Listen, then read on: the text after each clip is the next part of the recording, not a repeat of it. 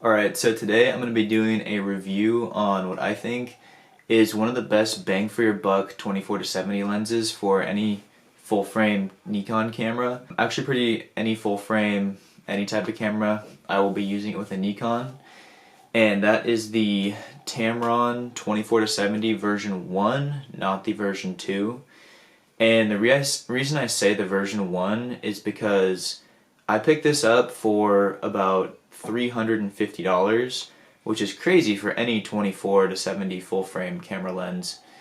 And it has pretty much the same optics, same glass as the newer version that cost $1,200 new and about $800 to $900 used since it just came out. I have tried the newer lens and I do really like it. I think it's a really good deal as well for the 24-70, but you can't really justify paying that much money when you can get the version 1, which is going to have the same image quality because it has the exact same glass.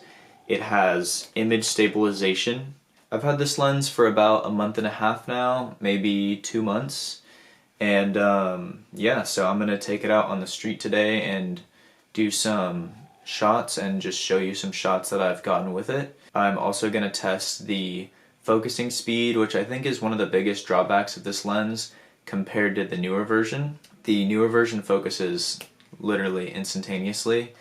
This one still has great autofocus and pretty darn good image stabilization. Alright, so here we're going to do the autofocusing test, and I basically have my camera pointing out the window, and I'm just going to show you how long it takes to focus from the closest to the farthest setting. And focus, and focused, focused, focused. Now I'm going to do it without the live view on. Without the live view on, it focuses quite a bit faster. Done. Focused, focused, focused, focused, focused. So it's a lot faster without the live view on. I'd say it focuses in about half a second. Maybe even like a quarter of a second actually. Alright, so I've closed my blinds in here and it's a bit dark. So now I'm going to do the stabilization test for this Tamron lens, and I'm going to do 1/25th of a second, 1/10 of a second, and all the way down to 1 full second, and we'll see if I can still keep it perfectly exposed. So over here we have these drapes, which will be a good test to see if it is blurry at all. So as you can see, there's a lot of like really fine detail in the drapes, so we'll see how it works. I'm gonna hold it as steady as I can. Okay, I took 3, a bit overexposed. Pretty much exactly in focus though, not bad at all. And the second one, also pretty much exactly in focus. And the first one, yeah, I'd say also pretty much exactly in focus. Alright, so now we're going to move down to 1/10 of a second. Let's see here, so the third one, almost perfectly in focus, a little worse than the last one. Second one, pretty much perfectly in focus, I'd say. You could see all the stitching in the blinds. And the first one, not quite in focus, but pretty darn close. So not bad at all for zoomed in at 70mm at 1/10 of a second. Alright, let's keep going and go down to 1/5 of a second here. Try and hold it really steady.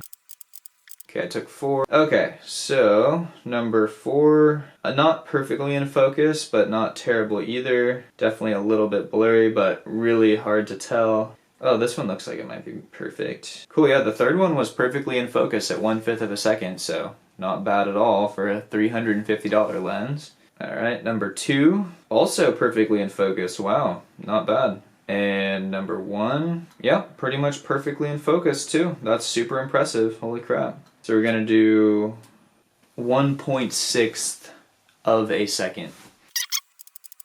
Alrighty, looking a little bit blurrier, but still pretty darn good. Not bad at all, that's for sure. And on the second one, definitely a little blurry, a little blurrier than the others, but you can still see all the stitching. Oh, and that first one, definitely a little blurry, but looks really good. Almost a full second, it's still pretty damn good. Alright, so the final test, 1 full second. Picture number 4. looking pretty darn good. You can still see all the individual stitches, but definitely a little bit blurrier than the others. Going to picture number 3. Same situation, a little bit blurry, definitely not perfect at all. You can still see the stitching in there, but it's really not that great. Picture number 2 does not look good at all, but this is 1 full second, so I mean, that's pretty impressive. And picture number 1 is blurry. So yeah, there you have it. That is the image stabilization on the Gen 1 Tamron lens, which here in 2022, almost 2023, I think is like a really good option if you're trying to save money. Alright, so that brings me to the conclusions of this lens, and right now I'm just going to go over some sample shots. I was going to go outside and do a bit of shooting, but I've had this lens for about 2 months now, so I've already got quite a bit of photos with it.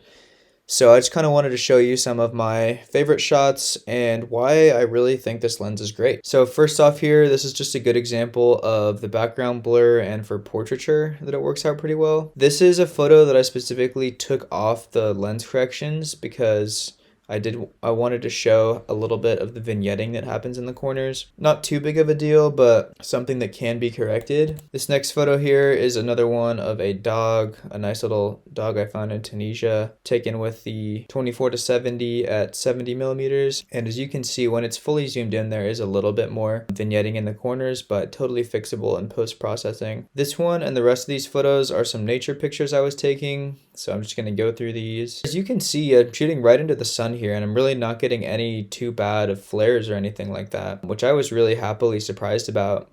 I thought there would be a lot worse lens flare. This next one is just some leaves in the air that I thought looked pretty cool. Yeah, again, shooting straight into the sun, and I'm not getting any sort of flare or any huge issues there.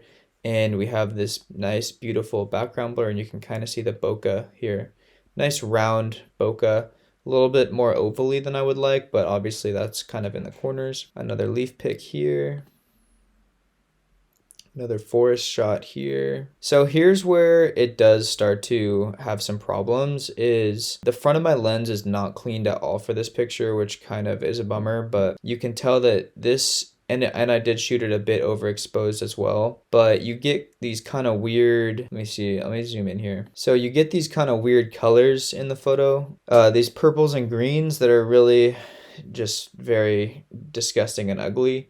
And I don't get them in every shot, and I'll show you a few more, but occasionally they do show up, so that is one downside of this lens that I would note, is that occasionally shooting into the sun, it does do a bad job, as in this image. Alright, so that brings us to our next shot here, which is just another into the sun shot. And we have a pretty nice sun star going on here, but as you can see, we do have a little bit of a green splotch right here and some purple lens flaring going on.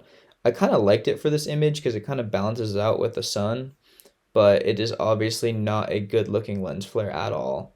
And here's an unedited or a lesser edited version.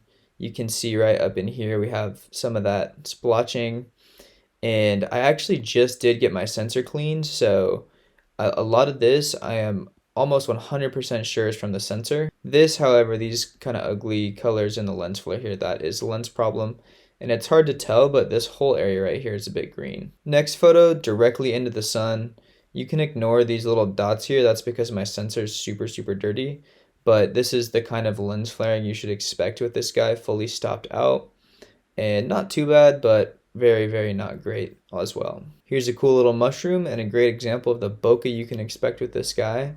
Nice round bokeh, looks really good in my opinion, and almost zero vignetting in this picture, so very nice. Next one is an edited mushroom picture shot directly into the sun, and you can see we have no lens flare at all. And here's another shot fully zoomed in of a beetle. We can see it is very, very sharp lens, looks really nice. Here's another into the sun shot, and this one is because there's smudging on my lens that I have this giant thing going on over here, but it's sharp, it's clean, and it looks pretty darn good in my opinion. So lastly, we have this picture of a dog, and I just wanted to give another example of bokeh. This is the type of bokeh you can expect, and I think it looks really, really nice, really sharp, really clean, really good. So overall, concluding thoughts of this lens, I would say if you want to get a nice 24-70 lens and you're going to use it for portraits, this is a great option.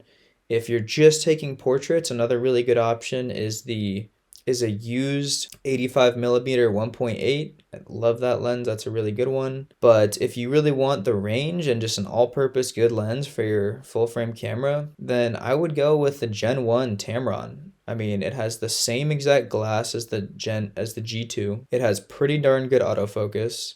It has pretty good image stabilization, and it's just over $300 for a 24-70. I mean, that's crazy.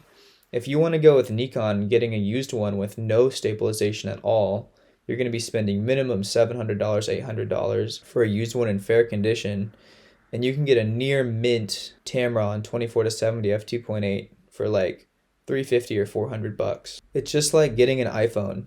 If you get the latest iPhone that just came out, it's like you're going to spend a ton of money for slightly better lens. And if you get an iPhone that came out a couple generations ago, you still have a great phone and you spent like a quarter of the money. So same situation with camera lenses.